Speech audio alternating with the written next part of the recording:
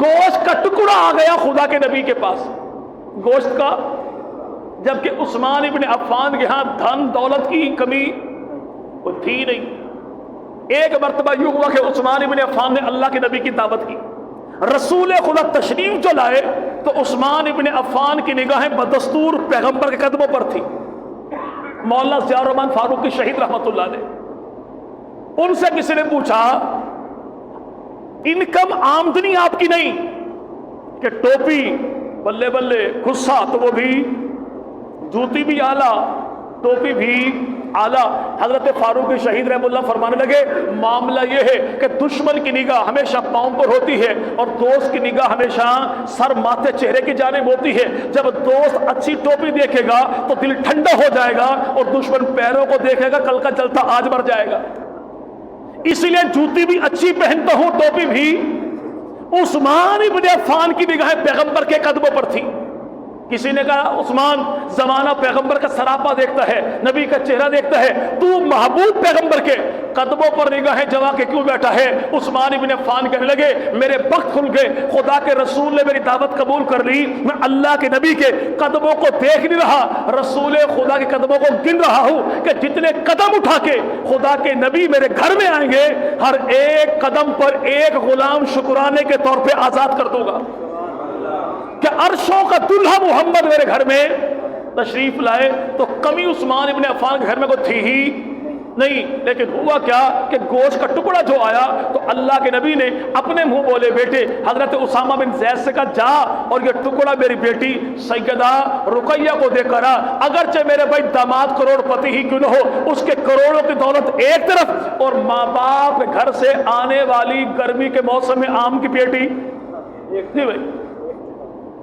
ماں باپ گھر سے آئی،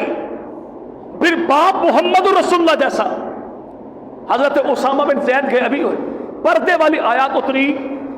بالکل قریب گھر تھا، بڑی دیر کے بعد آئے۔ اللہ کے نبی نے پوچھا اسامہ تو نے بڑی تاخیر کر دی، اتنا سا کام اتنی دیر کیوں لگائی؟ عرض کی یا رسول اللہ جب میں آپ کی بیٹی کے گھر پہنچا میں نے بڑا عجیب سا منظر دیکھا کہ آپ کی بیٹی اور آپ کے داماد دونوں چارپائی پر ایک ساتھ بیٹھے ہوئے ہیں اور جناب عثمان اور سیدہ رقیہ ان دونوں کا آپس میں مل بیٹھنا اتنا حسین منظر تھا کہ محسوس ہی ہوتا تھا جیسے آسمان پر سورج اور چاند ایک ساتھ چمک رہے ہو۔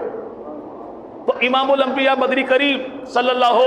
علیہ وسلم جملہ ارشاد فرمایا، فرمایا اسامہ تو نے دنیا میں دیکھا ہی کیا ہے، اللہ نے جیسا بیٹی داماد مجھ محمد کو عطا کیا ایسا حسین و جمیل جوڑا محمد کی آنکھ نے بھی دھرتی پر کوئی نہیں دیکھا۔ ایک جملہ یہ ارشاد فرمایا کہ ایسا حسین و جمیل محمد کی آنکھ نے دیکھا ہی کوئی نہیں صلی اللہ۔ اب ایک تو یہ ہے کہ آپ اور میں کسی کے بارے کے بندہ بڑا اچھا ہے، دوسرا کہ تیرے اپنے اندر اچھائی کیا ہے۔ ایک بندہ کہ فلاں بندہ نعت خان بڑا اچھا ہے،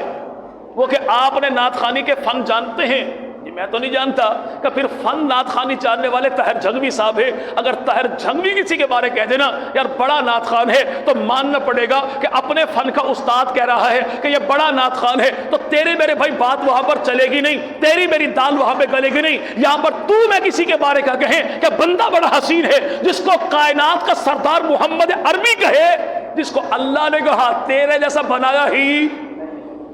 جب وہ رسول فرمائیں کہ عثمان جیسا حسین کوئی نہیں تو عثمان کتنے حسین ہوں گے؟ پھر وہ عثمان بن عفان اما عائشہ صدیقہ فرمائے رسول پاک آرام فرما رہے تھے، ابو بکر صدیق آئے اللہ کے نبی لیٹے رہے، فاروق اعظم آئے اللہ کے نبی لیٹے رہے، عثمان جو آئے تو رسول پاک کی پنڈلی پہ کپڑا کوئی نہ تھا، داماد کو آتا دیکھا اللہ کے نبی اٹھ کر بیٹھے، پنڈلی پر کپڑا ڈالا، سنبھل کر جو بیٹھے تو ان کے جانے کے بعد ماں عائشہ نے کہا یا رسول اللہ میرے بابا جو آئے تو آپ ویسے لیٹے رہے، میرے